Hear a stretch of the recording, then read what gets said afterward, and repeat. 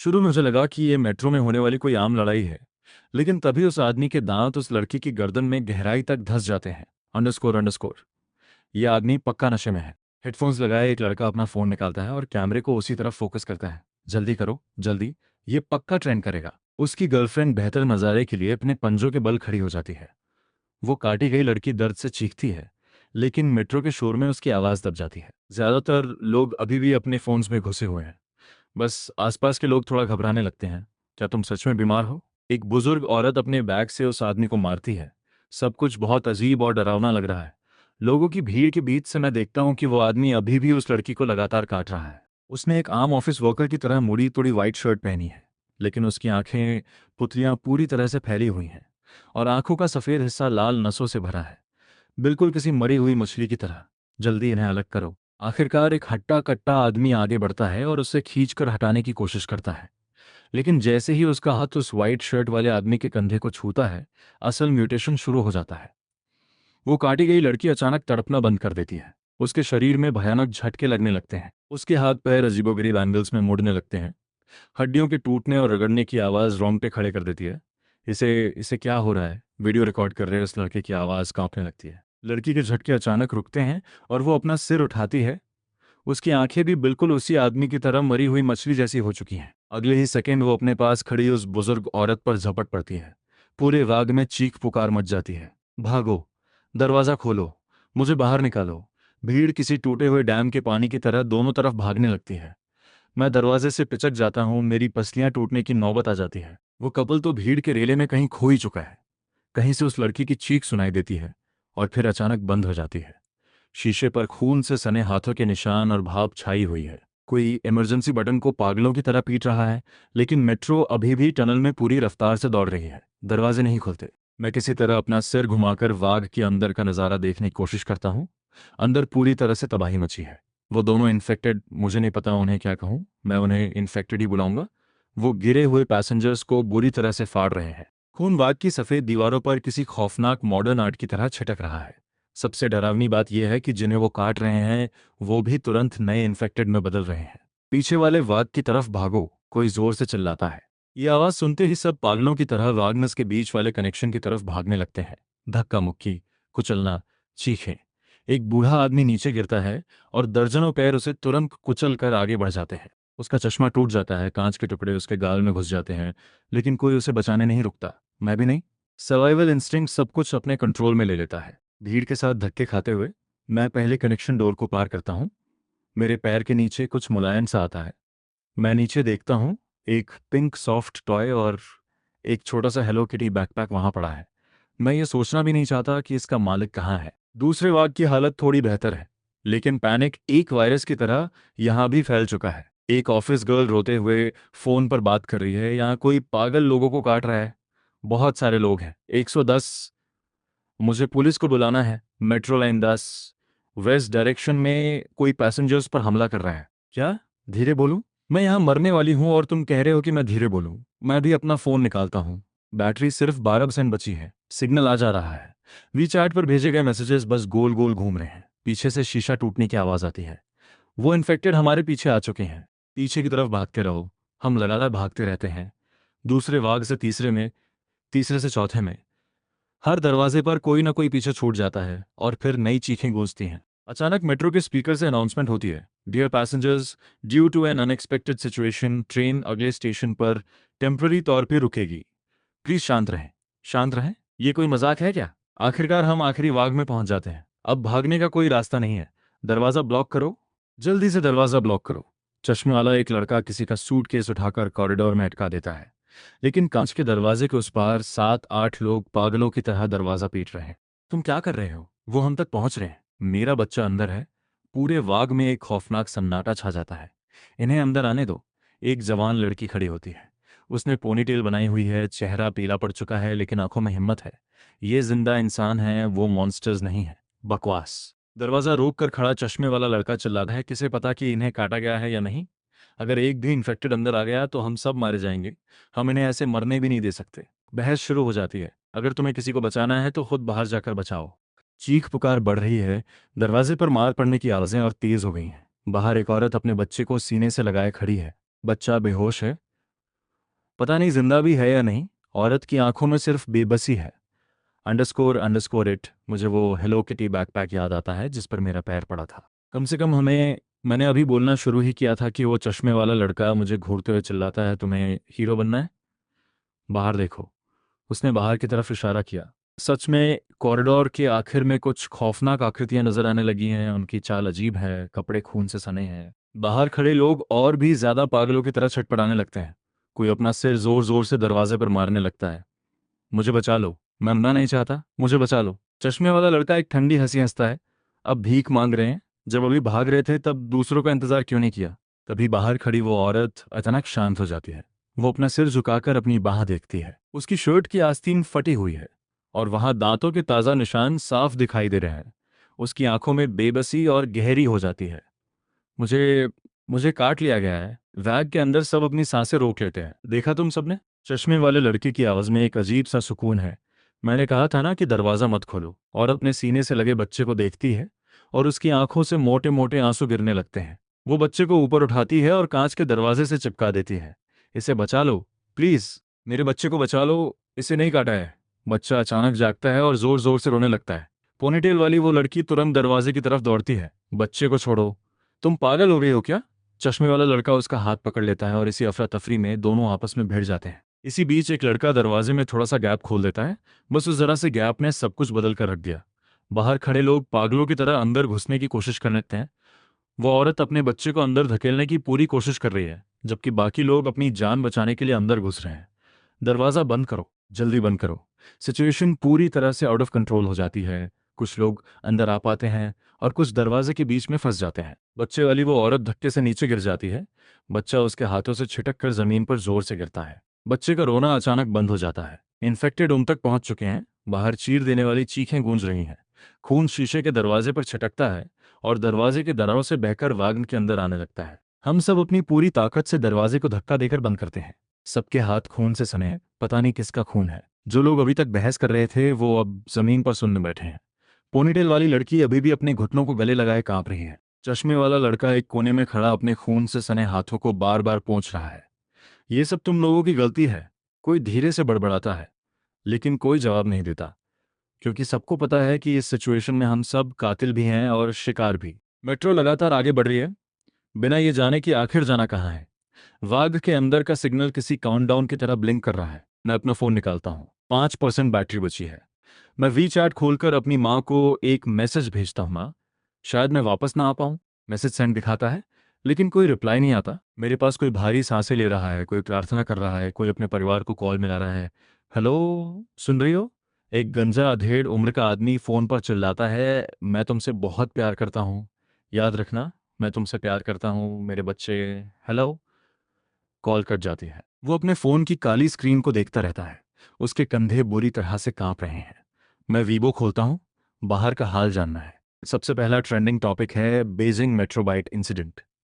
मैं क्लिक करता हूँ और वहां सिर्फ इसी हादसे के वीडियोस भरे पड़े हैं। सिर्फ हमारी ट्रेन नहीं, लग रहा है पूरा मेट्रो सिस्टम ही तबाह हो चुका है। कमेंट्स में लोग पागल हो रहे हैं, ये तो जॉम्बीज हैं। नहीं, मजाक मत करो, जॉम्बीज कैसे हो सकते हैं? मेरा दोस्त लाइन 3 पर है, उससे कांटेक्ट टूट गया है। सब जल्दी घर वापस जाओ, सड़कें पागलों से भरी पड़ी हैं। तभी फोन की बैटरी खत्म हो जाती है और स्क्रीन ब्लैक हो जाती है। मेट्रो आखिरकार अपनी स्पीड कम करने लगती है। नेक्स्ट स्टेशन गुमाओ। हमेशा सुनाई देने वाली ये अनाउंसमेंट आज बहुत भयानक लग रही है। ट्रेन धीरे धीरे रुकती है, दरवाजे खुलते हैं। आंदोलन पर पूरी तरह से क्योस मचा हुआ है। बाहर मत निकलो, चश्मे वाला लड़का चिल्लाता है, लेकिन बहुत देर हो चुकी है। दरवाजे खुलते ही वाद के अंदर के लोग किसी टूटे हुए डैम के पानी की तरह बाहर बह निकलते हैं। इंसानों के इस रेले में धक्का खाते हुए मैं लड़खड़ाते हुए ट्रेन से बाहर गिरता हूँ। एंड का नज़ारा देखकर मेरे होश उड़ जाते हैं। क्या ये सच में गोमांस स्टेशन है? वो जगह जहाँ से मैं रोज आता जाता हूँ? जमीन पर चारों तरफ बैग्स, जूते और खाने के पैकेट बिखरे पड़े हैं। वेंडिंग मशीन पलटी हुई है। जमीन पर ड्रिंक्स फैले हुए हैं। दीवारों और फर्श पर खून के अनगिनत धब्बे हैं। और सबसे भयानक बात, प्लेटफॉर्म पर बहुत सारे इन्फेक्टेड रोबोट्स की तरह बेतहाशा इधर उधर घूम रहे हैं। जैसे ही वो वैग से किसी को बाहर निकलते देखते हैं, वो खून की महक पाकर किसी शार्क की तरह उन पर झपट पड़ते हैं। भागो, एग्जिट से बाहर मत निकलना। भीड़ फिर से पागलों की तरह भागने लगती है। मैं सिक्योरिटी कंट्रोल की तरफ पूरी जान लगाकर भागता हूँ। अचानक मैं फिसलता हूँ। मेरे पैर के नीचे कुछ चिपचिपा सा है। मैं गिरते गिरते बचता हूँ। नीचे देखता हूँ, ये जमे हुए खून का एक बड़ा सा गड्ढा है। मैं कुछ सोच नहीं पा रहा, मैं देख भी नहीं सकता, बस भागना है। सीढ़ियां लोगों से खचाखच भरी हैं। कोई नीचे गिरता है, पीछे आने वाले उसे सीधे कुचलते हुए आगे बढ़ जाते हैं। कोई उस गिरे हुए को उठाने की कोशिश करता है, लेकिन खुद भी ठोकर खाकर गिर जाता है। चीखें, रोना और गालियां सब एक में मिल गए हैं। तभी मुझे वो पोनीटेल वाली लड़की भीड़ में फंसी हुई दिखाई देती है। उसका चेहरा पीला है, आंखें खोई हुई हैं। पास से कोई उसे धक्का देता है। वो लड़खड़ाती है और बस गिरने ही वाली होती है कि मेरा इंस्टिंक्ट काम करता है। मैं झपट कर उसका हाथ पकड़ लेता हूँ। थैंक यू, वो लगभग ना सुनाई देने वाली आवाज़ में कहती है। बातें मत करो, मेरे पीछे आओ। मैं उसका हाथ कसकर पकड़ लेता हूँ। हम सीढ़ियों के किनारे से ऊपर चढ़ने लगते हैं। मेरे हाथ पसीने से भीगे हैं। उसकी पकड़ फिसल रही है। पीछे से भयानक चीखें आ रही हैं। इन्फेक्टेड हमारे बहुत करीब है, जल्दी और तेज। आखिरकार हम सरफेस पर आ जाते हैं। गुमाओं की रातें हमेशा रोशनी से जगमगाती हैं, लेकिन आज नहीं। कई गाड़ियां आपस में टकराई हुई हैं। एक गाड़ी से अभी भी धुआं निकल रहा है। स्ट्रीट लाइट्स ऐसे ब्लिंक कर रही हैं जैसे कभी भी बुझ जाएंगी। दूर कहीं पुलिस सायरन, चीखें और धमाकों की आवाजें आ रही हैं। पूरी सिटी पागल हो चुकी है। अब हम कहाँ जाएं, वो लड़की हाँफते हुए पूछती है। मैं चारों तरफ देखता हूँ। सड़कें गाड़ियों से भरी हैं, कुछ के दरवाजे खुले हैं और वो पूरी तरह खाली हैं। फुटपाथ पर लोग बस भागे जा रहे हैं, कोई किसी का पीछा कर रहा है। समझ ही नहीं आ रहा कि कौन नॉर्मल इंसान है और कौन इन्फेक्टेड। सबसे पहले छिपने की कोई जगह ढूंढते हैं। हम जांगू मैनवर्थ एवेन्यू के ईस्ट की तरफ भागने लगते हैं। रास्ते में एक कन्वीनियंस स्टोर आता है। उसके कांच का दरवाजा टूटा हुआ है। अंदर सब कुछ तहस नहस है। शेल्फ पर बचे आखिरी सप्लाईज के लिए कुछ लोग आपस में लड़ रहे हैं। पानी, मुझे पानी दे। पीछे हट, ये मुझे पहले मिला है। पानी के एक कार्टन के लिए दो आदमी भिड़ रहे हैं। उनमें से एक शेल्फ से शराब की बोतल उठाता है और दूसरे के सिर पर जोर से दे मारता है। खून की धार फूट पड़ती है। जमीन पर गिरा हुआ आदमी कुछ देर तड़पता है और फिर सुन्न पड़ जाता है। हमला करने वाला कुछ सेकंड्स के लिए सन्न रह जाता है, फिर पानी का कार्टन उठाता है और वहां से भाग जाता है। इंसानियत का चुआ कितनी आसानी से उतर गया। और मत देखो, चलो यहाँ से। मैं लड़की का हाथ पकड़ता हूँ और हम फिर से भागने लगते हैं। लगभग 10 मिनट भागने के बाद मेरे फेफड़े फटने को तैयार हैं। उस लड़की की हालत तो और भी है।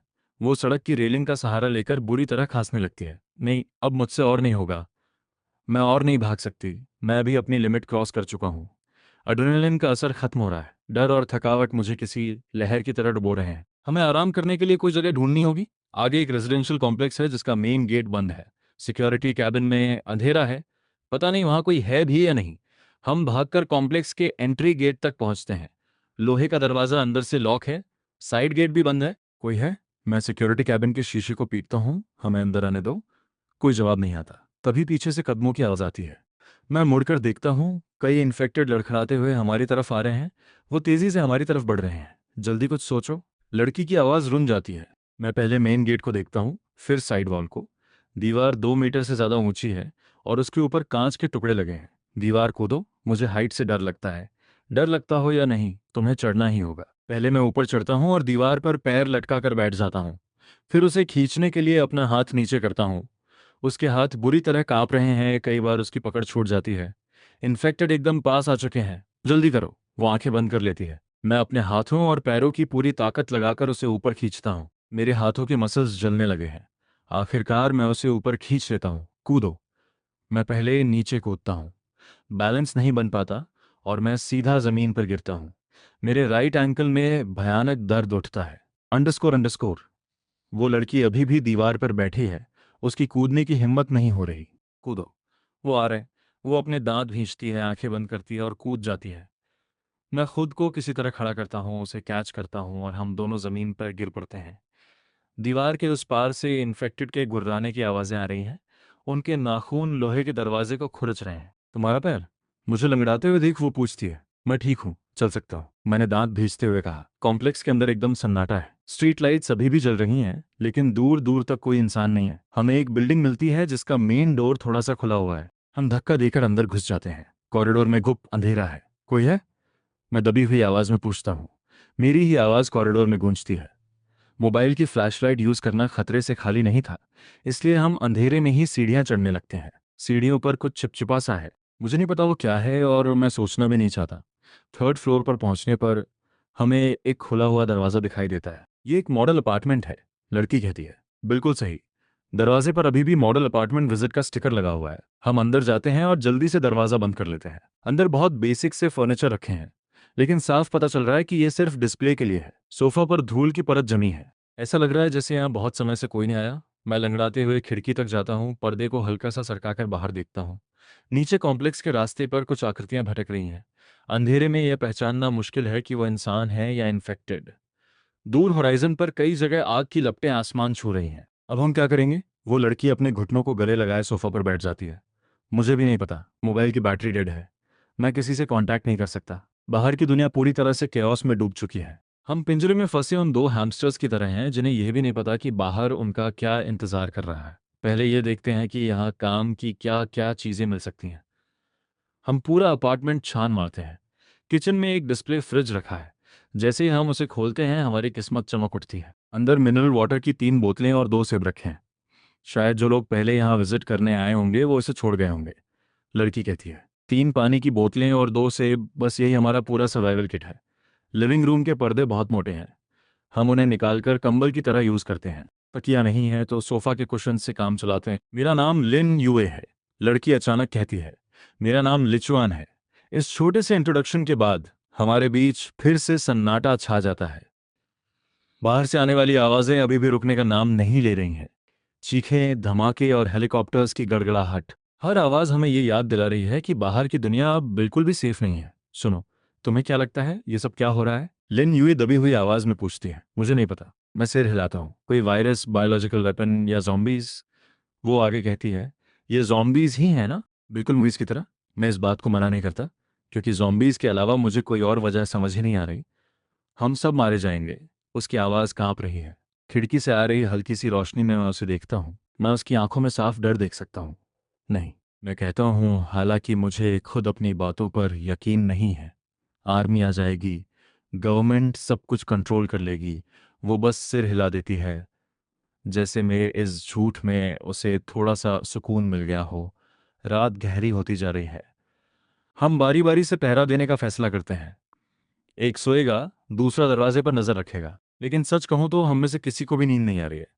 हल्की सी भी आवाज हमारे रोंगटे खड़े कर देती है। मुझे वॉशरूम जाना है। मॉडल अपार्टमेंट के वॉशरूम में पानी नहीं है। टॉयलेट बिल्कुल सूखा पड़ा है। पेंट के इस खाली बाल्टी को यूज कर लो। मुझे काम के दौरान छूटी हुई एक बाल्टी मिल जाती है। वो शर्म से लाल हो जाती है। तुम थोड़ा। मैं उड़ जाता हूँ और बालकनी में आ जाता हूँ। बाहर अब और भी ज्यादा जगहों पर आग लग चुकी है। पूरी सिटी रात के अंधेरे में जलती हुई एक विशाल मशाल की तरह लग रही है। क्या दुनिया का अंत ऐसा ही होता है? सोचता है। सुबह होने वाली है और अब हमारी हिम्मत टूट रही है। हम सोफा का सहारा लेकर आधी नींद में है। तभी दरवाजे पर जोर जोर से कुछ बजने लगता है। धड़ धड़ धड़ धड़ धड़ धड़। हम दोनों एकदम से उठ बैठते हैं। हमारी आंखों में खौफ भरा है। वो आवाज रुकती है और फिर दरवाजे का हैंडल घूमने की आवाज आती है। दरवाजा अंदर से लॉक है, लेकिन मॉडल अपार्टमेंट का लॉक बहुत ही खराब क्वालिटी का है। दरवाजा चरमराता है। हैंडल लगातार घूम रहा है। मैं उसे शांत रहने का इशारा करता हूँ। दबे पांव दरवाजे तक जाता हूँ और पीप होल से बाहर झांकता हूँ। बाहर एक इंसान खड़ा है। नहीं, वो इंसान नहीं है। उसने सिक्योरिटी यूनिफॉर्म पहना है, लेकिन उसका आधा चेहरा सड़ चुका है, जिसमें से सफ़ेद हड्डियां साफ दिख रही हैं। वो किसी खराब रोबोट की तरह दरवाजे का हैंडल घुमाया जा रहा है। मैं अपनी सांसें रोक लेता हूँ।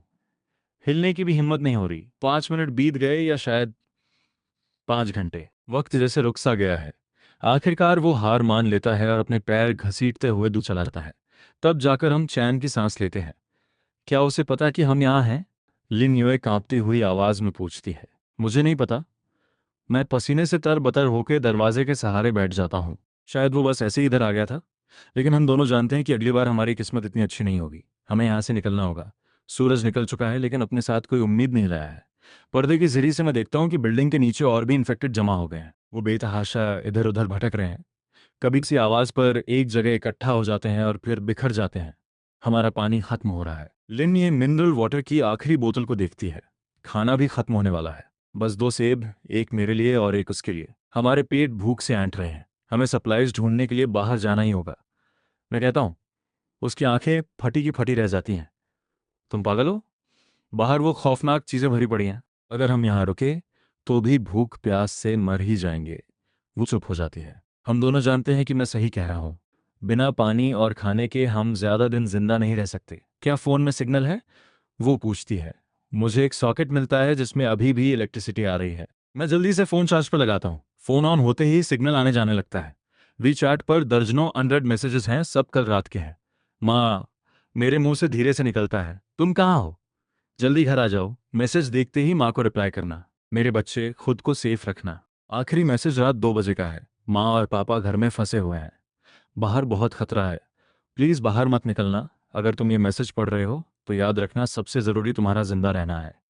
माँ तुमसे बहुत प्यार करती है। मेरी आंखें नम हो जाती हैं। लिन यूए भी अपना फ़ोन देख रही है। उसके आंसू रुकने का नाम नहीं ले रहे। मेरे बॉयफ्रेंड की कल लेट नाइट शिफ्ट थी, अब वो फ़ोन नहीं उठा रहा है। हम कॉल मिलाने की कोशिश करते हैं, लेकिन नेटवर्क बिजी है या लग ही नहीं रहा। इंटरनेट मुश्किल से चल रहा है। मैं न्यूज़ ऐप खोलता हूँ। हेडलाइन है अर्जेंट नोटिस, पूरी सिटी में हाई अलर्ट। नागरिक अपने घरों से बाहर ना निकलें, अपनी जगह पर रेस्क्यू का इंतजार करें। आगे की खबरें और भी ज़्यादा डरावनी हैं। अलग अलग जगहों पर अनजान हमले। हॉस्पिटल्स फुल हो चुके हैं। मेडिकल सिस्टम पूरी तरह चरमरा गया है। आर्मी सिटी में घुस चुकी है। सेफ जोन्स बनाए जा रहे हैं। आखिरी लाइन हमें थोड़ी सी उम्मीद देती है। सेफ जोन कहाँ है? लिन यूए बेताबी से पूछती है। मैं स्क्रॉल करता हूँ। आखिरकार मुझे मिल ही जाता है। ओलंपिक पार्क में टेम्पररी सेफ जोन बनाया गया है। नागरिक खुद वहां पहुंच सकते हैं। रास्ते में पूरी सावधानी बरतें। ओलंपिक पार्क यहाँ से कम 15 किलोमीटर दूर है। नॉर्मल दिनों में ये दूरी कुछ भी नहीं थी, लेकिन आज इसके लिए हमें एक गाड़ी चाहिए। गाड़ी कैसे मिलेगी? मैं खुद से पूछता हूँ। तभी मुझे अंडरग्राउंड गैराज याद आता है। लिन यूए का चेहरा पीला पड़ जाता है। गैराज में पक्का इन्फेक्टेड होंगे। अगर हम कोशिश नहीं करेंगे तो हमें कभी पता नहीं चलेगा। सच कहूँ तो मुझे खुद नहीं पता कि यह आइडिया कितना सही है, लेकिन पैदल चलने से तो बेहतर ही है। हम थोड़ी तैयारी करते हैं। मैं एक मॉप के डंडे को हथियार बना लेता हूँ। लिन यूए किचन से एक चाकू उठा लेती है। ये सब मजाक लग रहा है, लेकिन खाली हाथ होने से तो बेहतर ही है। याद रखना, मैंने उसे समझाते हुए कहा, जब भी उन चीज़ों से आमना सामना हो बिना सोचे भागना शुरू कर देना। लड़ने की कोशिश बिल्कुल मत करना, हम उनसे जीत नहीं सकते। वो सिर हिलाती है। हम संभल कर दरवाज़ा खोलते हैं। कॉरिडोर में एकदम सन्नाटा है। हम दबे पांव नीचे उतरते हैं। सेकंड फ्लोर के एक कमरे से टीवी की आवाज़ आ रही है। अंदर कोई जिंदा है, लेकिन हम रुकते नहीं हैं। ग्राउंड फ्लोर की लॉबी में जमे हुए खून का एक बड़ा सा गड्ढा है। उसके ठीक बगल में अंडरग्राउंड गैराज का एंट्रेंस है। लोहे का दरवाज़ा थोड़ा खुला हुआ है। अंदर घुप अंधेरा है। मुझे नहीं लगता हमें अंदर जाना चाहिए, लिन्यू मेरी शर्ट खींचते हुए कहती है। मैं एक गहरी सांस लेता हूँ। हम यहाँ तक आ चुके हैं। मैं दरवाज़ा धकेलता हूँ। सड़े हुए गोश्त की भयानक बदबू मेरे चेहरे से टकराती है। मुझे लगभग उल्टी आ जाती है। हम मोबाइल की फ्लैशलाइट ऑन करते हैं। दबे पांव रैंप से नीचे उतरते हैं, इस डर से कि कहीं कुछ जाग न जाए। गैराज बहुत बड़ा है। बहुत सारी गाड़ियां पार्क हैं वहाँ। लिन यूए धीरे से कहती है। एक वाइट ऑडी खड़ी है जिसके ड्राइवर साइड का दरवाज़ा खुला है। हम जल्दी से उस तरफ बढ़ते हैं। चाबियां अभी भी इग्निशन में लगी हैं। क्या किस्मत है। लेकिन जैसे ही मैं दरवाज़ा पूरा खोलता हूँ, अंदर से एक लाश लुढ़क कर बाहर गिरती है। वो एक अधेड़ उम्र का आदमी है जिसकी गर्दन पर काटे जाने के साफ निशान हैं। लिन यूए की चीख निकल जाती है। वो तुरंत अपना मुंह बंद कर लेती है, लेकिन तब तक बहुत देर हो चुकी है। गैराज के अंधेरे कोने से एक खौफनाक गुर्राहट गूंजती है। गाड़ी में बैठो। मैं उस लाश को बाहर खींच कर फेंकता हूँ। अंधेरे में से कई आकृतियां हमारी तरफ भाग कर आ रही हैं। मैं इंजन स्टार्ट करता हूँ। भगवान का शुक्र है, गाड़ी स्टार्ट हो जाती है। मैं गियर डालता हूँ और एक्सेलरेटर पूरी ताकत से दबा देता हूँ। गाड़ी तीर की तरह आगे बढ़ती है। तभी एक इन्फेक्टेड सीधा बॉनेट पर आ गिरता है और हमें घूर लगता है। उसका चेहरा विंडशील्ड से चिपका हुआ है। खून और लार मिलकर शीशे पर एक घिनौना धब्बा बना देते हैं। लिन यूए चीखती है। मैं स्टीयरिंग को जोर से घुमाता हूँ और अचानक ब्रेक मारता हूँ। वो इन्फेक्टेड हवा में उछलकर दूर गिरता है। उसे छोड़ो, गाड़ी भगाओ। गैराज के पैसेज से होते हुए हम पागलों की तरह भाग रहे हैं। पीछे से और भी इन्फेक्टेड हमारा पीछा कर रहे हैं। आखिरकार हमें एग्जिट की रोशनी दिखाई देती है। अंडरग्राउंड गैराज से बाहर निकलते ही सूरज की रोशनी हमारी आंखों में चुभती है। सड़क का नज़ारा कल रात से भी ज्यादा खौफनाक है। चारों तरफ तबाह हो चुकी गाड़ियां, लाशें और इधर उधर भटकते हुए इन्फेक्टेड। कुछ बिल्डिंग से अभी भी धुआं उठ रहा है। हवा में जलने की बदबू फैली हुई है। अब हम कहाँ जाएं? लिन यो चिल्लाती है। मैं रास्ता याद करने की कोशिश करता हूँ। पहले थर्ड रिंग रोड की तरफ लेते हैं, फिर नॉर्थ की तरफ। लेकिन ये कहना जितना आसान है, करना उतना ही मुश्किल। हर जगह रुकावटें हैं। सड़कों पर खाली गाड़ियां आड़ी तिरछी खड़ी हैं। कुछ जगहों पर तो निकलने का कोई रास्ता ही नहीं है। हमें गलियों से होकर गुजरना पड़ रहा है। संभल कर। सड़क के किनारे से अचानक एक इन्फेक्टेड सामने आ जाता है। मैं जोर से स्टीयरिंग घुमाता हूँ। गाड़ी दीवार से रगड़ खाती है और साइड मिरर टूट कर गिर जाता है। आई एम सॉरी, मुझे रास्ता देखना चाहिए था। लिन यो खुद को कोसती है। तुम्हारी कोई गलती नहीं है, मैं ड्राइव कर रहा हूँ, तुम बस जीपीएस पर नजर रखो। मोबाइल का जीपीएस अभी भी काम कर रहा है, लेकिन बहुत सी सड़कों पर भारी जाम दिखा रहा है। हम बस अंदाजे से आगे बढ़ सकते हैं। 20 मिनट बाद फ्यूल वार्निंग लाइट ऑन हो जाती है। Underscore underscore.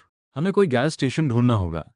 सबसे करीब वाला 2 किलोमीटर दूर है। जब हम वहां पहुंचते हैं तो पूरा गैस स्टेशन लुट चुका होता है। स्टोर के शीशे टूटे हुए हैं, शेल्व्स गिर पड़ी हैं और जमीन पर कई लाशें बिखरी हुई हैं। क्या फ्यूल पंप काम करेंगे? लिन यूए पूछती है। मैं चेक करने के लिए नीचे उतरता हूँ। पंप तो ठीक है, लेकिन किसी को अंदर स्टोर से इसे चालू करना होगा। क्या तुम्हें ड्राइविंग आती है? मैं लिन यूए से पूछता हूँ। थोड़ी बहुत, पर सही से नहीं। ठीक है, मेरी बात ध्यान से सुनो। मैं उसे चाबियां देता हूँ। मैं अंदर जाकर पंप स्टार्ट करता हूँ। अगर कोई खतरा दिखे तो तुम गाड़ी लेकर यहाँ से निकल जाना। मेरा इंतजार मत करना। नहीं, मैं तुम्हें छोड़कर नहीं जाऊंगी। मेरी बात मानो। मैं उसे गंभीरता से देखता हूँ। सबसे ज़रूरी जिंदा बचना है, याद है ना? वो अपने होंठ काटती है और चाबियां ले लेती है। मैं वो मॉप का डंडा उठाता हूँ और दबे पांव स्टोर के अंदर घुसता हूँ। अंदर सब तहस नहस है। काउंटर के पीछे मुझे पंप का कंट्रोल पैनल मिल जाता है। शुक्र है कि अभी इलेक्ट्रिसिटी आ रही है। मैं उसे समझता हूँ और स्टार्ट बटन दबा देता हूँ। हो गया। मैं लिन्युए को चिल्लाकर कहता हूँ कि फ्यूल भरना शुरू करे। इसी बीच मैं स्टोर में काम की चीजें ढूंढने लगता हूँ। मुझे पानी की कुछ बोतलें, कुछ बिस्कुट और 2 पावर बैंक्स मिल जाते हैं। मैं बाहर निकलने ही वाला होता हूँ कि मुझे लिन्युए की चीख सुनाई देती है। मैं दौड़कर बाहर आता हूँ और देखता हूँ कि सड़क के उस पार से कई इन्फेक्टेड हमारी तरफ आ रहे हैं। जल्दी करो लिन्युए। घबराहट में वो फ्यूल पाइप निकालती है। मैं सामान गाड़ी में फेंकता हूँ, उसे अंदर धकेलता हूँ। मैं चलाता हूँ। इंजन स्टार्ट होता है। इन्फेक्टेड एकदम पास आ चुके हैं। हम गैस स्टेशन से रफ्तार में गाड़ी भगा लेते हैं। इसके बाद का रास्ता थोड़ा आसान था, शायद इसलिए क्योंकि हम सिटी सेंटर से दूर जा रहे थे। यहाँ इन्फेक्टेड कम नजर आ रहे हैं। लेकिन अब एक नई मुसीबत खड़ी है। हाईवे की एंट्री पर एक मिलिट्री ट्रक ने रास्ता रोक रखा है। बैरिकेड्स के पीछे हथियारबंद मिलिट्री वाले खड़े हैं। गाड़ी रोको। मेगाफोन पर आवाज गूंजती है। चेकिंग के लिए गाड़ी से बाहर आओ। हम दोनों एक दूसरे को राहत भरी नजरों से देखते हैं। आखिरकार हमें आर्मी मिल ही गई। मैं गाड़ी को धीरे धीरे आगे बढ़ाता हूँ और बताई गई जगह पर रोक देता हूँ। एक सैनिक आगे आता है। नीचे उतरो, हाथ ऊपर करो। हम वैसा ही करते हैं। दूसरा सैनिक एक स्कैनर लाता है और हमारी चेकिंग करता है। टेम्परेचर नॉर्मल है, वो कहता है। क्या तुम में से किसी को काटा या खरोंचा गया है? नहीं। हम सच बोलते हैं। अपनी आस्तीन ऊपर करो, मैं चेक करूंगा। हालांकि ये थोड़ा अजीब था, पर हमने कर दिया। ये कंफर्म होने के बाद कि हमारे शरीर पर कोई घाव नहीं है, सैनिक का बर्ताव थोड़ा नरम हो जाता है। तुम लोग कहाँ जा रहे हो? ओलंपिक पार्क वाले सेफ जोन में। मैं कहता हूँ। सैनिक अपना सिर हिलाता है। वो भर चुका है। टेम्पररी सेफ जोन अब सनी में शिफ्ट कर दिया गया है। इस रास्ते पर सीधे चलते रहो, कोई 20 किलोमीटर दूर। भर चुका है। लिन यूए की आवाज़ थोड़ी कांपने लगती है। कल रात बहुत ज़्यादा लोग आ गए थे, वहां पैर रखने की जगह नहीं है। सैनिक समझाता है। चिंता मत करो, सुन्नी में खाने पीने का इंतजाम है, वो जगह सेफ है। हमारे पास कोई और रास्ता नहीं है, हमें उस पर भरोसा करना ही होगा। शुक्रिया। रुको। सैनिक हमें रोकता है। वो ट्रक से पानी की 2 बोतलें और कुछ मिलिट्री बिस्किट्स लाकर हमें देता है। अपना ध्यान रखना। वो इन्फेक्टेड रोशनी की तरफ खिंचे चले आते हैं। रात में गाड़ी की हेडलाइट्स ऑफ रखना। वो इन्फेक्टेड आखिर है कौन, जो काटे जाने के बाद म्यूटेट हो जाते हैं? सैनिक के चेहरे पर एक अजीब सा भाव है। याद रखना, अब वो इंसान नहीं रहे। अगर रास्ते में कोई दिखे तो बिल्कुल मत हिचकिचाना। हम सिर हिलाते हैं और वापस गाड़ी में आ जाते हैं। चेक पॉइंट से बाहर निकलते ही लिन यूए पूछती है, क्या तुम्हें लगता है सच में कोई सेफ जोन है? मैं स्टीयरिंग व्हील को कसकर पकड़ लेता हूँ। हाँ, बिल्कुल है। लेकिन अंदर से मुझे खुद इस बात पर यकीन नहीं है। ये दुनिया बहुत तेजी से बदल गई है। कल इस वक्त मुझे अपने प्रोजेक्ट की डेडलाइन की टेंशन थी, और आज सिर्फ जिंदा बचना ही मेरा आखिरी मकसद है। गाड़ी आगे बढ़ रही है। रेडियो से रुक रुक कर आवाज आ रही है, शांत रहें। आर्मी सेफ जोन में मौजूद है, बचे हुए लोग तुरंत। सिग्नल बहुत खराब है, कुछ भी साफ सुनाई नहीं दे रहा। रास्ता और भी मुश्किल होता जा रहा है। जाम की वजह से नहीं, बल्कि सड़कों पर बिखरी लाशों की वजह से। कुछ तो अभी भी हिल रही हैं। मुझे टायरों के नीचे कुचले जाने की आवाज को नजरअंदाज करके जबरदस्ती आगे बढ़ना पड़ रहा है। लिन यूए का चेहरा पीला पड़ चुका है। उसने हैंडल को कसकर पकड़ा हुआ है। क्या तुम्हें आराम करना है? मैं पूछता हूँ। वो सिर हिलाती है। नहीं, तुम गाड़ी चलाते रहो, मैं ठीक हूँ। लेकिन मैं देख सकता हूँ कि वो अब टूटने की कगार पर है, और मैं भी। एड्रेनलिन का असर तो कब का खत्म हो चुका है। अब सिर्फ सर्वाइवल इंस्टिंक्ट ही हमें जिंदा रखे हुए है। सामने एक सर्विस एरिया का बोर्ड दिखाई देता है। हम सर्विस एरिया में रुककर आराम करेंगे। मैं कहता हूँ सिर्फ 10 मिनट। लिन में मना नहीं करती। ये सर्विस एरिया पूरी तरह से वीरान लग रहा है। पार्किंग में इक्का दुक्का गाड़ियां खड़ी हैं, पर दूर दूर तक कोई इंसान नहीं है। हम संभल कर गाड़ी पार्क करते हैं। हम हथियार लेकर नीचे उतरते हैं। सर्विस एरिया का दरवाज़ा खुला है और अंदर घुप अंधेरा है। अंदर चलें? लिन यूए पूछती है। मैं सिर हिलाता हूँ। नहीं, गाड़ी में आराम करते हैं। हम वापस गाड़ी में आ जाते हैं और डोर्स लॉक कर लेते हैं। लिन यूए बिस्कुट का पैकेट खोलती है और आधा मुझे दे देती है। थैंक यू, वो अचानक कहती है। किस लिए? मेट्रो में मेरी जान बचाने के लिए। अगर तुमने मुझे नहीं खींचा होता तो मैं पक्का। ऐसा मत बोलो। मैं उसकी बात बीच में ही काट देता हूँ। हम दोनों जिंदा हैं, बस यही काफ़ी है। वो मुस्कुराती है, एक ज़बरदस्ती की मुस्कान। क्या तुम्हें लगता है मेरा बॉयफ्रेंड अभी भी जिंदा होगा? मुझे नहीं पता कि क्या जवाब दूं। हाँ बिल्कुल। आखिरकार मैं एक सफ़ेद झूठ बोल ही देता हूँ। वो डबडबाई आंखों से सिर हिलाती है। हम दोनों ऐसे ही चुपचाप बैठकर सूखे बिस्कुट खाते हैं और हल्का गर्म पानी पीते हैं। बाहर सूरज ढल रहा है, आसमान लाल हो चुका है और इस वीरान सर्विस एरिया पर एक खौफनाक सा साया डाल रहा है। यह ऐसा लग रहा है जैसे इस दुनिया की आखिरी शाम हो। हमें निकलना चाहिए। हमने आधा घंटा आराम कर लिया है। अंधेरा होने वाला है। सैनिक की बात याद करते हुए हमें रात होने से पहले सेफ जोन पहुंचना होगा। मैं जैसे ही गाड़ी स्टार्ट करता हूँ, लिन ये सामने की तरफ इशारा करती है। वहां कोई है। सच में सर्विस एरिया के एग्जिट के पास कोई हरकत हो रही है। मैं स्पीड कम करता हूँ और ध्यान से आगे बढ़ता हूँ। वो कोई इंसान है। एक मोटा सा आदमी जिसने गंदी सी ट्रेकिंग जैकेट पहनी है, सप्लाईज से भरी एक ट्रॉली धकेल रहा है। हमारी गाड़ी देखकर पहले तो वो सन्न रह जाता है, फिर पागलों की तरह हाथ हिलाने लगता है। मदद करो, मुझे बचा लो। मैं थोड़ा झिझकता हूँ। गाड़ी मत रोकना, लिन यूए कहती है। क्या पता यह कोई ट्रैप हो। लेकिन वो मोटा आदमी ट्रॉली वहीं छोड़कर हमारी तरफ भागने लगता है। उसके पीछे बिल्डिंग से कई इन्फेक्टेड बाहर निकल आते हैं। प्लीज मेरी मदद करो। वो मोटा आदमी भागते हुए चिल्ला रहा है, मुझे बचा लो। मैंने कहा, क्या तुम पागल हो? वो इतनी सारी सप्लाईज छोड़कर भाग रहा है। इसका मतलब उसका इरादा हमें नुकसान पहुंचाना नहीं है। मैं गाड़ी रोकता हूं और खिड़की का शीशा नीचे करता हूं। जल्दी अंदर बैठो। वो मोटा आदमी लगभग लुढ़कता हुआ आता है, पीछे का दरवाज़ा खोलता है और धड़ाम से अंदर गिरता है। थैंक्स, बहुत बहुत थैंक्स। वो बुरी तरह हाँफ रहा है। आज तो मैं पक्का मर ही जाता। मैंने एक्सेलरेटर पूरा दबा दिया। गाड़ी सर्विस एरिया से बाहर निकल गई। रियर व्यू मिरर में वो इन्फेक्टेड अभी भी हमारा पीछा कर रहे थे, लेकिन जल्द ही हमने उन्हें बहुत पीछे छोड़ दिया। तुम्हारा नाम क्या है? मैंने पूछा। वोंगले। वो अपना पसीना पोंछते हुए कहता है, तुम लोग बहुत अच्छे हो। आजकल दूसरों की जान बचाने वाले लोग बचे ही कहाँ हैं? क्या तुम अकेले हो? लिन यूए मुड़कर पूछती है। वांगले सिर हिलाता है। मेरा एक साथी था, लेकिन 1 घंटे पहले सर्विस एरिया में खाना ढूंढते वक्त उसे काट लिया गया। गाड़ी में एक सन्नाटा सा छा जाता है। तुम लोग कहाँ जा रहे हो? वांगले पूछता है। उस सेफ जोन की तरफ। मैं भी वहीं जा रहा हूँ, वो थोड़ा खुश होते हुए कहता है। मैंने रेडियो पर सुना था कि वहाँ एक सेफ जोन है, इसलिए मैं यहाँ आया। मैं इलेक्ट्रिक स्कूटी पर आ रहा था, पर उसकी बैटरी खत्म हो गई। तुम क्या काम करते हो? मैंने ऐसे ही पूछ लिया। Food delivery boy. वांगले थोड़ा झिझकते हुए कहता है। मुझे हल्के में मत लेना। हाँ, मैं इस एरिया का डिलीवरी बॉय हूँ। मुझे यहाँ का चप्पा चप्पा पता है। हम हल्की सी हंसी हंसते हैं। कोई तुम्हें हल्के में नहीं ले रहा। माहौल थोड़ा हल्का हो जाता है। वैसे वैंगले अपनी जेब से कुछ चॉकलेट बार्स निकालता है। तुम लोगों को चाहिए? मुझे सर्विस एरिया में मिले थे। हालांकि ये मोटा आदमी थोड़ा अजीब लग रहा था, पर दिल का सच्चा इंसान था। रात का अंधेरा गहरा चुका है। सैनिक की बात मानते हुए मैंने हेडलाइट्स बंद कर दी हैं और सिर्फ चांद की हल्की रोशनी के सहारे गाड़ी चला रहा हूँ। हम धीरे धीरे आगे बढ़ रहे हैं, सेफ्टी फर्स्ट। सामने शायद आग लगी है, लिन ये कहती है। सच में सामने का आसमान लाल रंग का दिखाई दे रहा है। हम जितना आगे बढ़ते हैं, आग की लपटें उतनी ही तेज होती जाती हैं। एक मोड़ काटते ही हम सबकी सांसें रुक जाती हैं। पूरा का पूरा गांव जल रहा है। उन आग की लपटों के बीच हमें इन्फेक्टेड इधर उधर भटकते हुए दिखाई देते हैं। कुछ के शरीरों पर तो आग भी लगी हुई है, लेकिन उन्हें कोई दर्द महसूस नहीं हो रहा। वो बस रोबोट की तरह चल रहे हैं। हमें कोई और रास्ता लेना चाहिए, वांग ले धीरे से कहता है। मैं गाड़ी घुमाकर एक पतले से साइड रोड पर ले लेता हूँ। दोनों तरफ खेत हैं। हम अभी कुछ ही दूर चले थे कि सामने एक पलटा हुआ ट्रक दिखाई देता है। उसने पूरा रास्ता ब्लॉक किया हुआ है। गाड़ी पीछे लो, लिन यूए चिल्लाती है। मैं रिवर्स गियर डालता हूँ, लेकिन पीछे से भी कई इन्फेक्टेड आ जाते हैं। हम पूरी तरह से घिर चुके हैं। नीचे उतरो और भागो। हम गाड़ी वहीं छोड़कर भागने लगते हैं। चांद की रोशनी में इन्फेक्टेड हर तरफ से हमारी तरफ आ रहे हैं। इधर से। वैंग ले खेतों के किनारे की तरफ इशारा करता है। हम फसलों के बीच से होकर भाग रहे हैं, बार बार ठोकर खाकर गिर रहे हैं। जमीन बहुत दलदली है, हर एक कदम भारी लग रहा है। लिनियो अचानक गिर जाती है।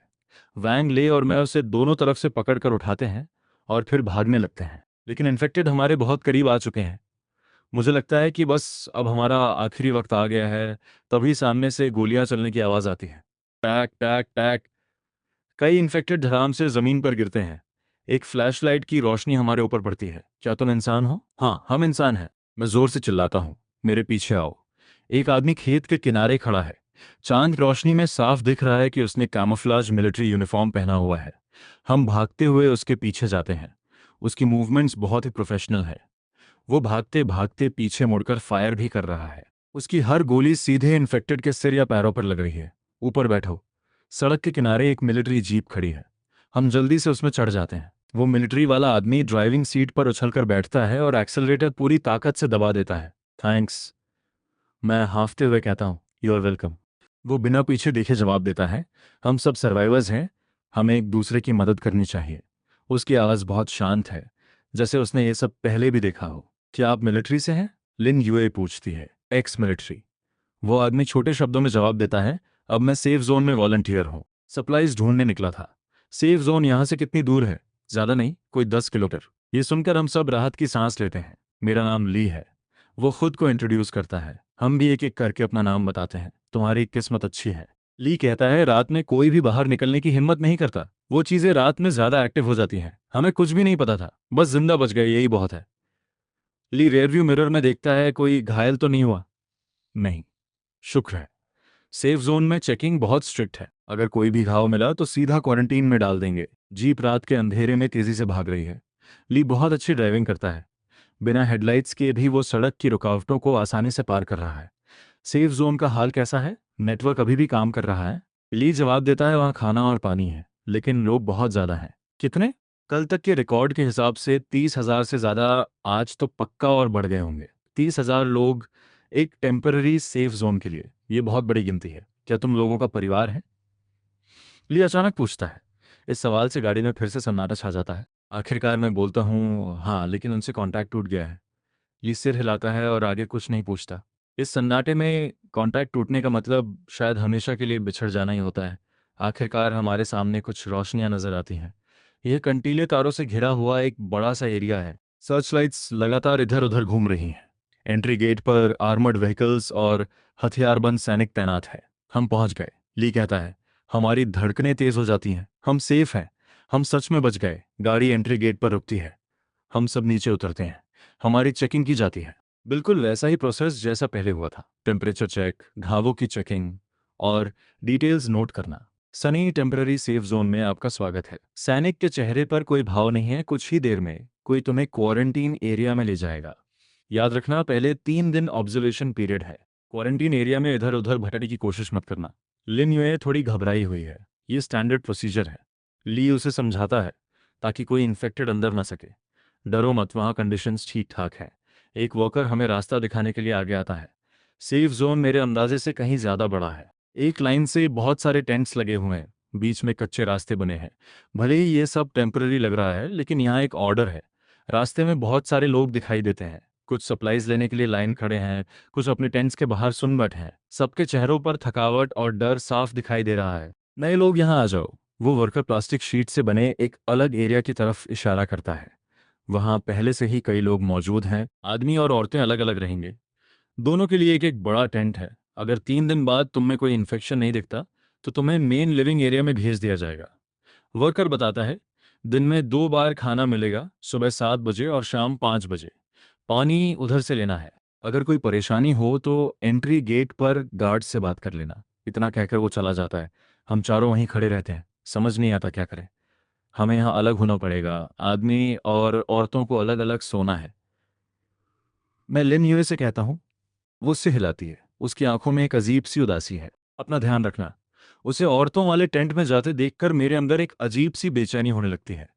इन 2 दिनों में हमने एक साथ बहुत कुछ सहा है। भले ही थोड़ा ही वक्त बीता है, पर ऐसा लगता है जैसे मैं उसे बरसों से जानता हूँ। चलो चलें।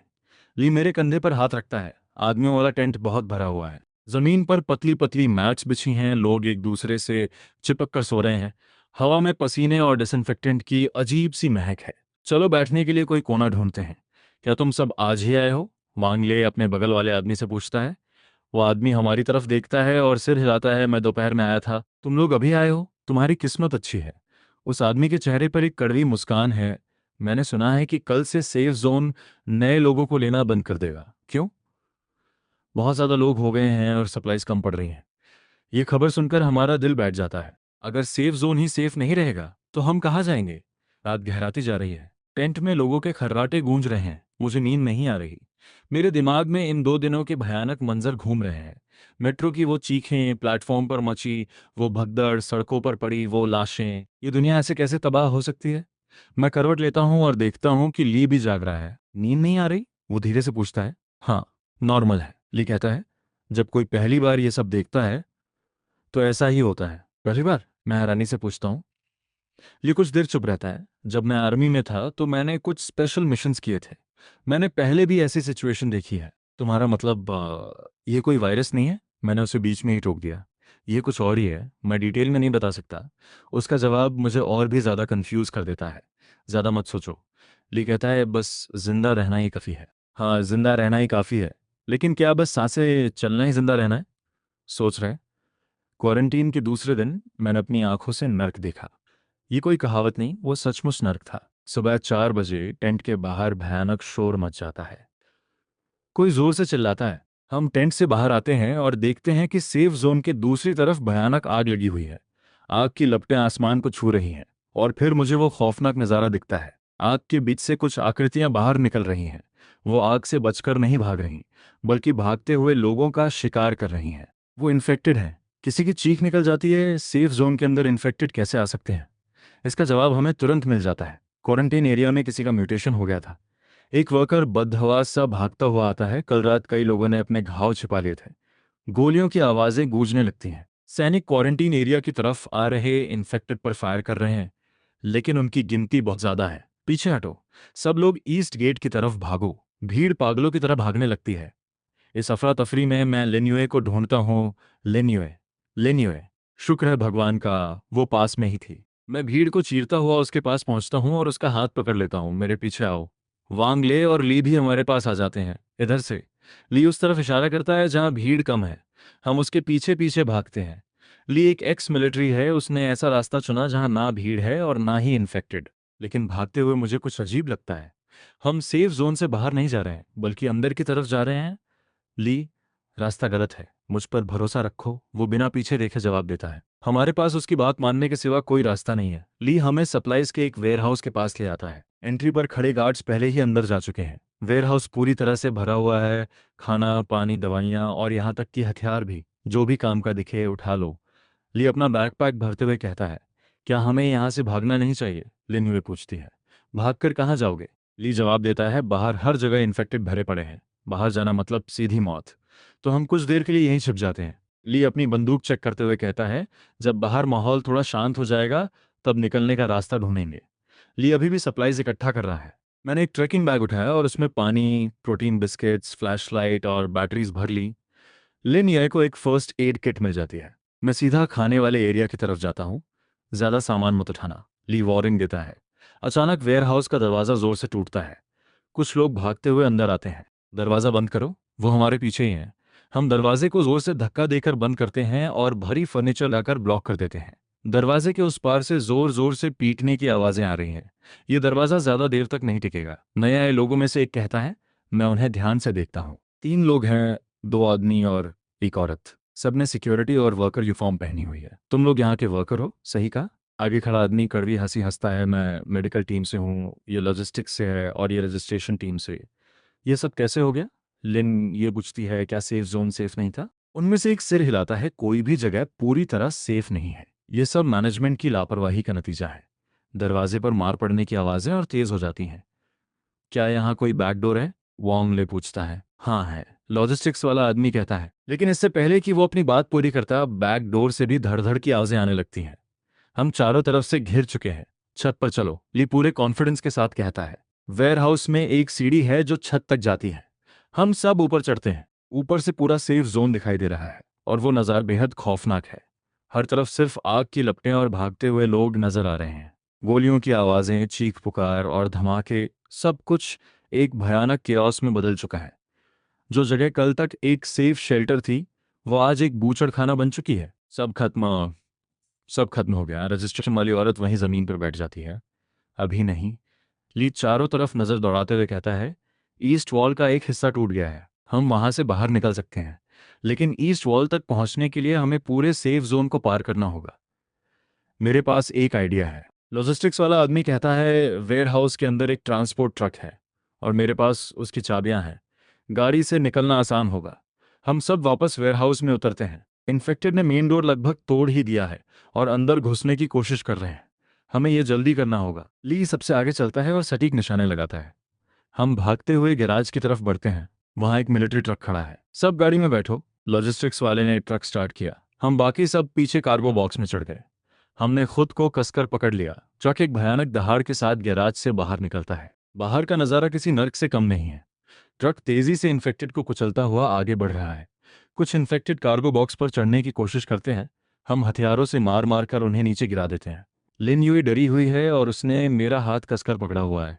सब ठीक हो जाएगा, हम यहाँ से निकल जाएंगे। मैं उसे तसल्ली देता हूँ, लेकिन सच तो यह है कि मुझे खुद भी यकीन नहीं हो रहा।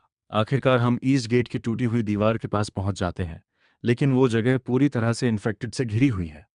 हिम्मत हारना मत।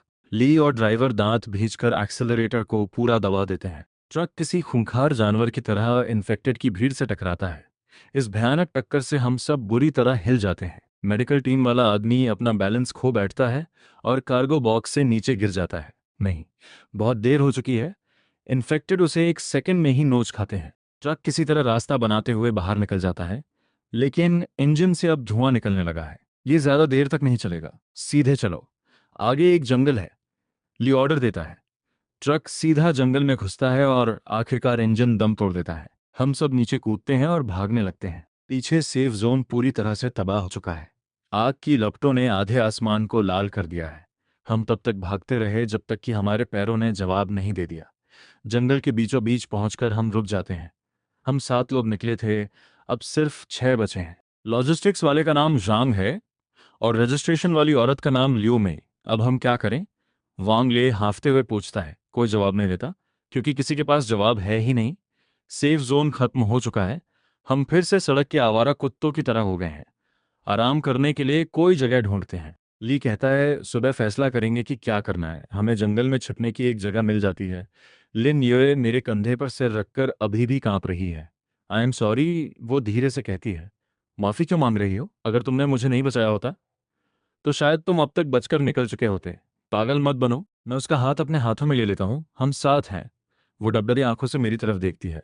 चांद की रोशनी पेड़ों के पत्तों से छनकर आ रही है। इस पागल दुनिया में हम बस एक दूसरे का ही सहारा है। चुप रहो। ली अचानक कहता है। दूर से किसी मोटर की आवाज आ रही है। गाड़ियों का काफिला, आर्मी। लियू मे की आंखों में उम्मीद जाग उठती है। ली सिर हिलाता है। नहीं, ये मिलिट्री व्हीकल्स की आवाज नहीं है। वो सही कह रहा है। पेड़ों के बीच से वो गाड़ियों का काफिला हमारे पास आता जा रहा है। ये अच्छी खबर नहीं लग रही, वांग ली कहता है। बिल्कुल नहीं। ली के चेहरे पर तनाव है। इस तबाही में कभी कभी इंसान इन्फेक्टेड से भी ज्यादा खतरनाक होते हैं। काफिला थोड़ी ही दूर पर रुकता है। बॉस, सेफ जोन खत्म हो चुका है। कोई बहुत खुश होकर खबर सुनाता है। एक भारी सी आवाज आती है। वो आर्मी वाले बहुत स्ट्रिक्ट बन रहे थे ना, अब पूरा सनी हमारा है।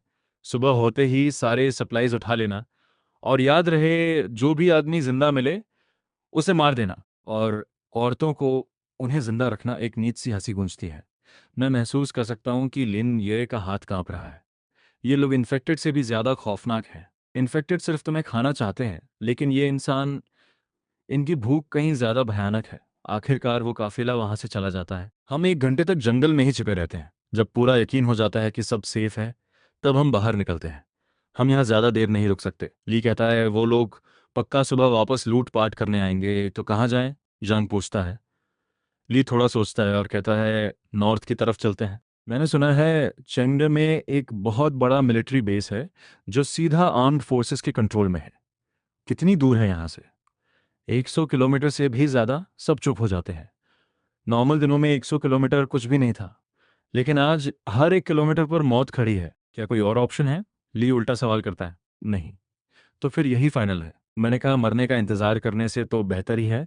बाकी सब भी सिर हिलाते हैं। हम तैयार होने लगते हैं। बचे हुए सप्लाईज को बांटते हैं। हर कोई कुछ ना कुछ जिम्मेदारी लेता है। रास्ते में किसी पर भरोसा मत करना। इंसान दिखे तो छिप जाना, गाड़ियां दिखे तो छिप जाना।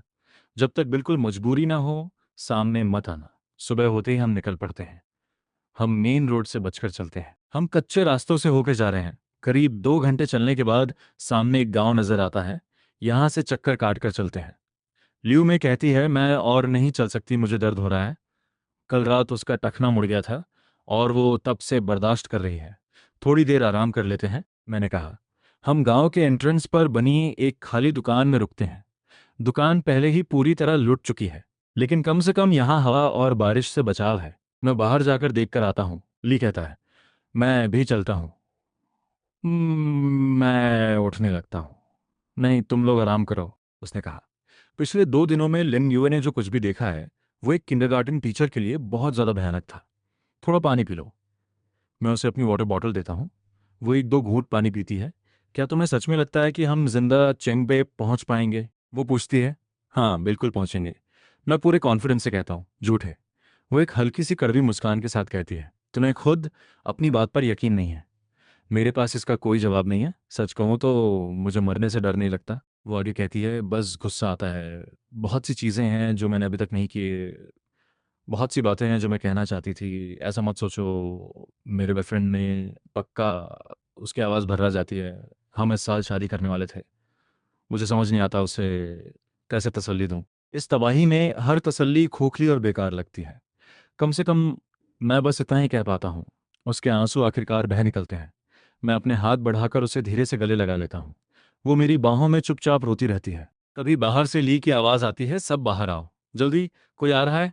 हम भागकर बाहर आते हैं। ली दूर इशारा कर रहा है, गाड़ियों का एक काफिला हमारी तरफ आ रहा है।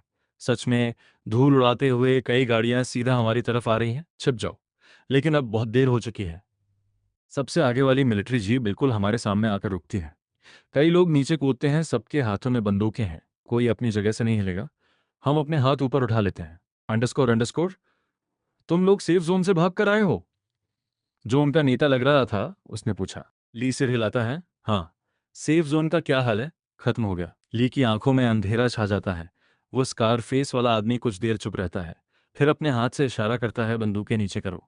उसके आदमी बंदूकें नीचे कर लेते हैं। तुम लोग कहाँ जा रहे हो? ली पूछता है। Military base.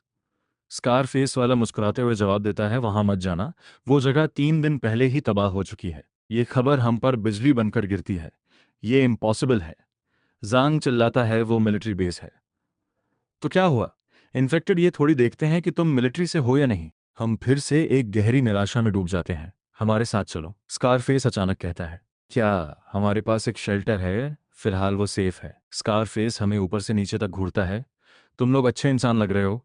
हमें शेल्टर में लोगों की ज़रूरत है। ली और मैं एक दूसरे को देखते हैं। हम लुटेरे नहीं हैं। इससे मुझे थोड़ी तसल्ली मिलती है। क्या कहते हो?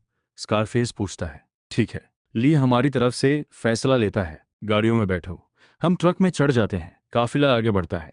मेरा नाम चेंगान है। स्कारफेस खुद को इंट्रोड्यूस करता है। पहले मेरी एक लॉजिस्टिक्स कंपनी थी। तुम्हारे पास कितने लोग हैं? ली पूछता है। 30 से ज़्यादा, चेंगन बताता है। सब अलग अलग जगहों से भाग कर आए हैं। कुछ रूल्स हैं, कोई गड़बड़ मत करना, और हम सब जिंदा रहेंगे। तुम्हारा शेल्टर कहाँ है? एक पुरानी बंद पड़ी फैक्ट्री में। चेंगान सिगरेट जलाता है। जगह बड़ी है, प्रोटेक्शन अच्छी है और ज़मीन के अंदर पानी भी है। हम 1 घंटे से ज़्यादा ड्राइविंग करते हैं। रास्ते में हमें बहुत सारी लाशें और खाली गाड़ियाँ दिखती हैं। कुछ जगहों से अभी भी धुआं निकल रहा है। ये दुनिया सच में ख़त्म हो चुकी है। हम पहुंच जाते हैं। कुछ बड़े बड़े शेड्स दिखाई देते हैं। एंट्री गेट पर हथियारबंद गार्ड्स खड़े हैं। काफिला देखकर वो गेट खोल देते हैं। फैक्ट्री मेरे अंदाजे से कहीं ज़्यादा बड़ी है। कई शेड्स को लिविंग एरियाज में बदल दिया गया है। बीच वाले मैदान में कुछ लोग ट्रेनिंग कर रहे हैं। बाकी लोग सप्लाईज अरेंज कर रहे हैं। ये सचमुच सर्वाइवर्स का एक सीरियस शेल्टर लग रहा है। बॉस चैन वापस आ गए। कोई जोर से चिल्लाता है। चेंगन गाड़ी से नीचे कूदता है। सब यहाँ आओ, नए लोगों से मिलो। लोग पास आ जाते हैं। सब आम इंसान लग रहे हैं। ये सब सुनी सेफ जोन से आए हैं। चेंगन इंट्रोड्यूस करता है, आज से ये हमारे साथ रहेंगे। सेफ जोन का क्या हुआ? कोई पूछता है। तबाह हो गया। भीड़ में खौफ की आवाजें गूंज उठती हैं। चलो, सब अपने अपने काम पर लगो। चेंगन हाथ हिलाते हुए कहता है, शाओ लियू, इन्हें इनकी जगह दिखाओ। एक जवान लड़का आगे आता है। मेरे पीछे आओ। वो हमें एक शेड में ले जाता है। आदमी यहाँ सोएंगे, औरतें वहाँ। वो 2 अलग एरियाज की तरफ इशारा करता है। तुम्हें जल्दी ही ज़रूरत का सामान मिल जाएगा, याद रखना।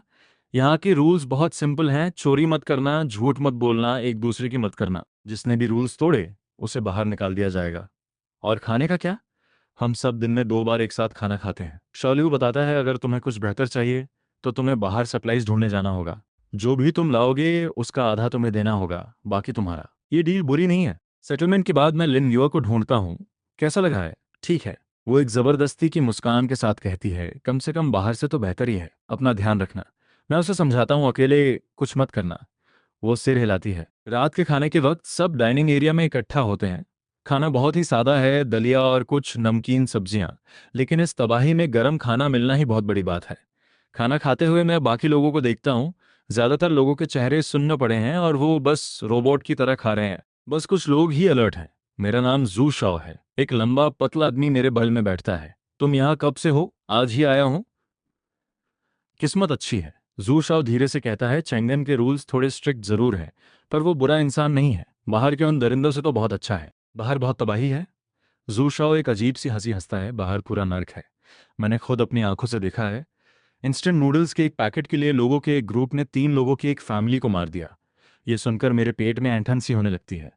इसलिए तमीज से रहना और यहीं रुके रहना। जू शाओ मेरे कंधे पर हाथ मारता है। जिंदा रहना ही सबसे बड़ी बात है। रात के खाने के बाद चंगान नए लोगों को इकट्ठा करता है। कल से तुम सब काम पर लगोगे। वो कहता है, जिसे खेती आती है वो खेती करेगा। मुझे फर्स्ट एड आती है। लिन ये हाथ उठाती है। बहुत बढ़िया, तुम मेडिकल टीम में जाओगी। चेंगान सिर हिलाता है और बाकी लोग। ली कहता है, क्या मैं नए लोगों को कॉम्बैट ट्रेनिंग दे सकता हूँ? हाँ बिल्कुल।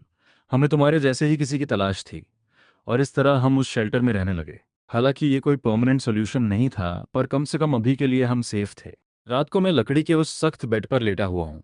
बाहर चलने वाली तेज हवाओं की आवाज़ सुनाऊं। मैं सोच रहा हूँ कि ये सब कब तक चलेगा। क्या इस दुनिया में अभी भी कोई उम्मीद बची है? लेकिन कम से कम हम जिंदा हैं। बस इतना ही काफ़ी है। शेल्टर में हमारे 5वें दिन एक बहुत बड़ी घटना हो गई। उस सुबह मैं ली के साथ कुछ ठीक करने में मदद कर रहा था। तभी मुझे गार्ड की जोरदार चीख सुनाई देती है। कोई आ रहा है। चंगन अपने आदमियों के साथ बाहर देखने जाता है। 10 मिनट बाद वो 3 लोगों को वापस लाते हैं, या यूं कहूं कि 2.5 लोगों को। एक बहुत बुरी तरह घायल है, जिसे बाकी दोनों ने पकड़ा हुआ है। जल्दी इन्हें मेडिकल रूम ले जाओ, चेंगन चिल्लाता है। मेडिकल टीम तुरंत काम पर लग जाती है। क्या हुआ? ली पूछता है। जो आदमी उन्हें लेकर आया था वो हाँफ रहा है। हमारा हमारा शेल्टर उन लोगों ने छीन लिया। किसने? इन्फेक्टेड ने? नहीं, इंसानों ने। उस आदमी ने थूक गटका। वो खुद को क्लीनर्स कहते हैं। वो जो भी दिखता है उसे मार देते हैं। सारे सप्लाईज लूट लेते हैं। चंगान का चेहरा गंभीर हो जाता है। क्लीनर्स? वो यहाँ तक कैसे पहुंच गए? तुम उन्हें जानते हो? मैंने उनके बारे में सुना है। चेंगन बताता है, वो पूरी तरह से पागलों का एक ग्रुप है। उन्हें लगता है कि यह तबाही भगवान की दी हुई कोई सजा है। वो बचे हुए सभी सर्वाइवर्स को खत्म करना चाहते हैं। पागल लोग। इस दुनिया में पागलों की कोई कमी नहीं है। वो कितने लोग हैं? ली पूछता है। पता नहीं। कम से कम 50। और सबके पास भारी हथियार हैं। 50 पागल लोग, वो भी हथियारों के साथ। और हम सिर्फ 30 हैं जिनके पास नाम मात्र के हथियार हैं। क्या उन्हें पता था कि तुम लोग यहाँ आ रहे हो? चंगान पूछता है। वो आदमी थोड़ा झिझकता है, शायद उन्हें पता चल गया हो। वहाँ का माहौल एकदम सुन्न पड़ जाता है। सबको इकट्ठा करो। लड़ने की तैयारी करो। चंगन पूरे कॉन्फिडेंस के साथ ऑर्डर देता है। लेकिन बहुत देर हो चुकी है। दूर से इंजन्स की तेज आवाजें आने लगती हैं। वो आ गए। गार्ड दीवार के सुराग से चिल्लाता है। मुझे एक खौफनाक नज़ारा दिखता है। दर्जन भर मॉडिफाइड गाड़ियां। उनमें बैठे सभी लोगों ने ब्लैक यूनिफॉर्म्स पहने हुए हैं।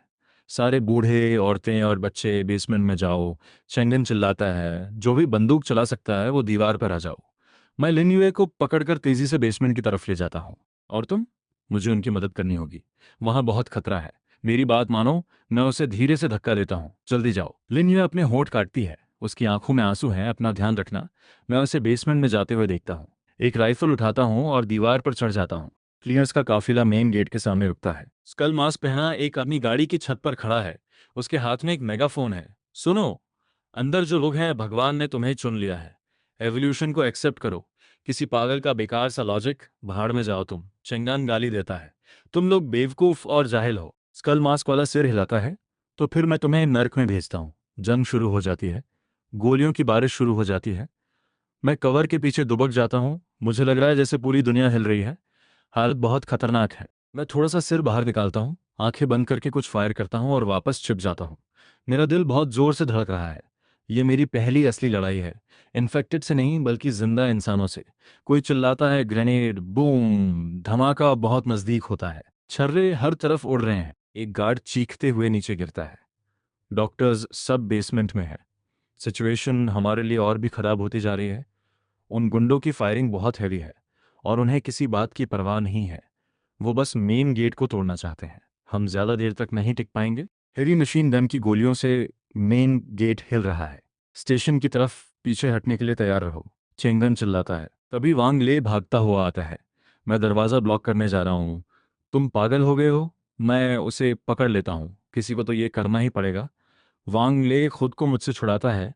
मैं एक डिलीवरी बॉय हूँ। मैं बहुत तेज़ दौड़ता हूँ। इससे पहले कि मैं कुछ समझ पाता, वो बाहर की तरफ भाग जाता है। ग्रेनेड्स का एक पूरा बॉक्स लेकर वांग ले मेन गेट के पीछे जाता है और दरवाजे की दरार से ग्रेनेड्स बाहर फेंकने लगता है।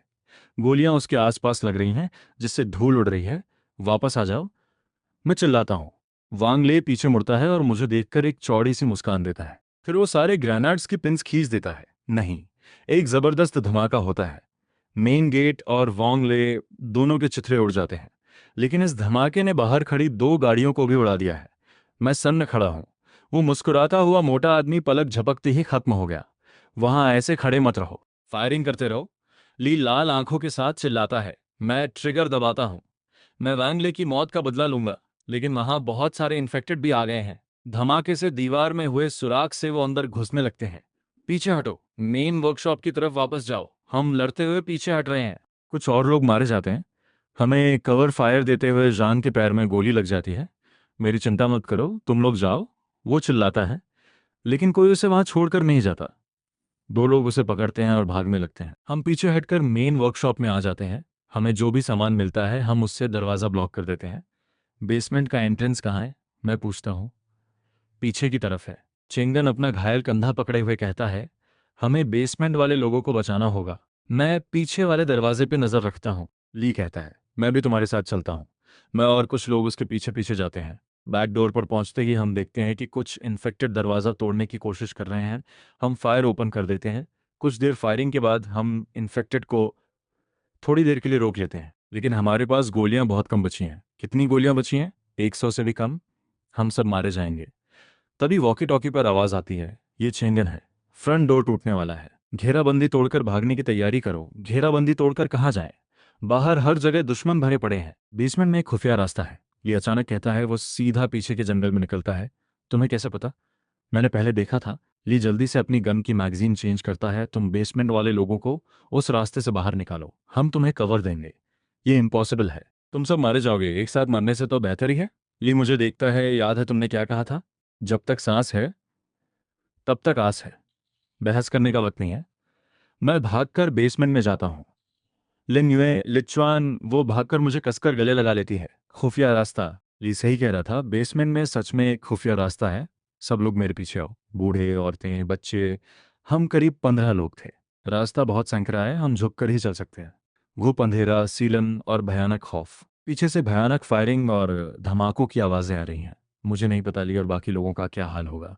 हम करीब 10 मिनट तक चलते रहते हैं। आखिरकार हमें रोशनी दिखाई देती है। एग्जिट सीधा जंगल में निकलता है। भागो, पीछे मुड़कर मत देखना। हम पूरी ताकत लगाकर जंगल में भागने लगते हैं। हमारे पीछे फैक्ट्री की तरफ आसमान लपटों से लाल हो चुका है। हम तब तक भागते रहे जब तक कि हमारी सांसें नहीं फूल गईं। हम गिनती करते हैं। 15 लोग। उस आउटपोस्ट में 30 से ज्यादा लोग थे, अब सिर्फ इतने ही बचे हैं। और ली और बाकी लोग? लिनयुए धीरे से पूछती है। मैं सिर हिला देता हूँ।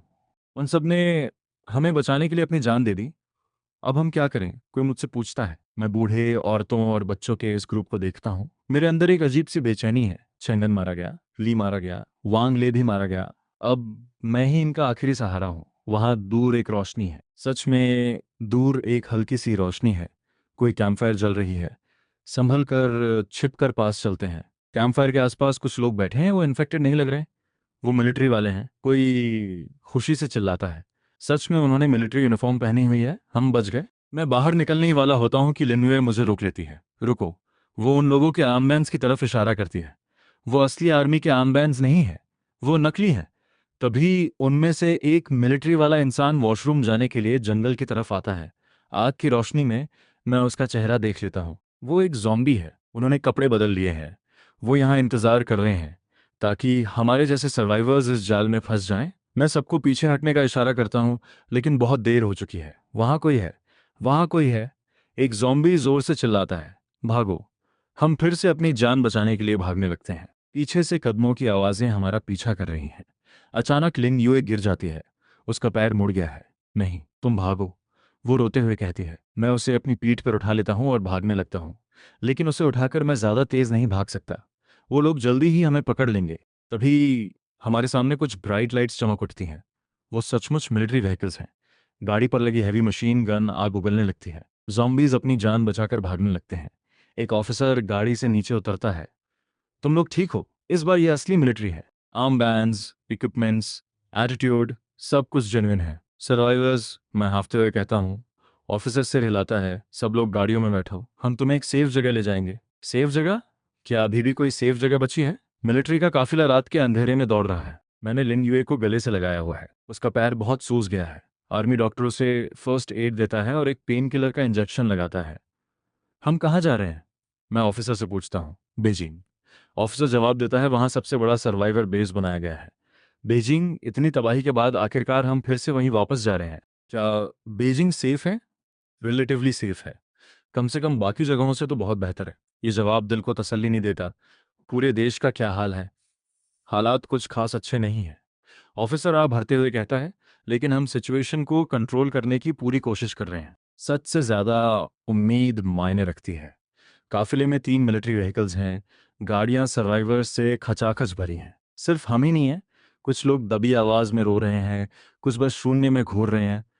हर किसी की अपनी एक कहानी है। हर किसी ने कुछ ना कुछ खोया है। लिन्युए मेरे कंधे पर सिर रखकर सो जाती है। वो बहुत थक चुकी है। मैं उसके सोते हुए चेहरे को देखता हूँ। मेरे अंदर हजार भावनाएं उमड़ रही हैं। इन कुछ दिनों में अजनबियों से लेकर एक दूसरे का सहारा बनने तक हमने एक साथ बहुत कुछ सहा है। ये सब कुछ ही दिनों में हो गया। इस अनजान खौफ ने सब कुछ बदल कर रख दिया है, हमारे जज्बातों को भी। शुरू करने से पहले आज का पहला टारगेट सेट करते हैं। इस वीडियो पर 2K लाइक्स का एम। अगर आपको ये जर्नी पसंद आ रही है, अगर हर एपिसोड आपको फील होता है, तो लाइक बटन दबाओ और 2K का टारगेट मिलकर कंप्लीट करते हैं। आपका एक लाइक सिर्फ बटन नहीं, ये प्रूफ है कि आप इस स्टोरी का पार्ट हो। चैनल को सब्सक्राइब करके बेल ऑन कर दो, ताकि हर नया एपिसोड, हर नया ट्विस्ट सबसे पहले आप तक आए। और हाँ, आज का सबसे इंपॉर्टेंट मिशन। हर इंसान एक वीडियो को 3 टाइम्स हाइप कर सकता है, तो अभी के अभी 3/3 हाइप पॉइंट्स कंप्लीट करो। ये सिर्फ नंबर्स नहीं हैं, ये डिसाइड करेगा कि नेक्स्ट एपिसोड फुल पावर के साथ आएगा या नहीं। इतनी मेहनत और टाइम लगता है हर एपिसोड में। अगर सपोर्ट स्ट्रांग रहा तो सीरीज और भी इंटेंस होगी, लेकिन अगर रिस्पॉन्स वीक रहा तो शायद ये जर्नी यहीं रुक सकती है, या फिर आगे सिर्फ मेंबर्स के लिए कंटिन्यू होगी। डिसीजन आपके हाथ में है। 2K लाइक सेम कंप्लीट करो, 3/3 हाइप फिनिश करो, लाइक और सब्सक्राइब करो, और कमेंट में लिखो मिशन कंप्लीट। ये सिर्फ चैनल नहीं, हमारी कम्युनिटी का पावर मोमेंट है।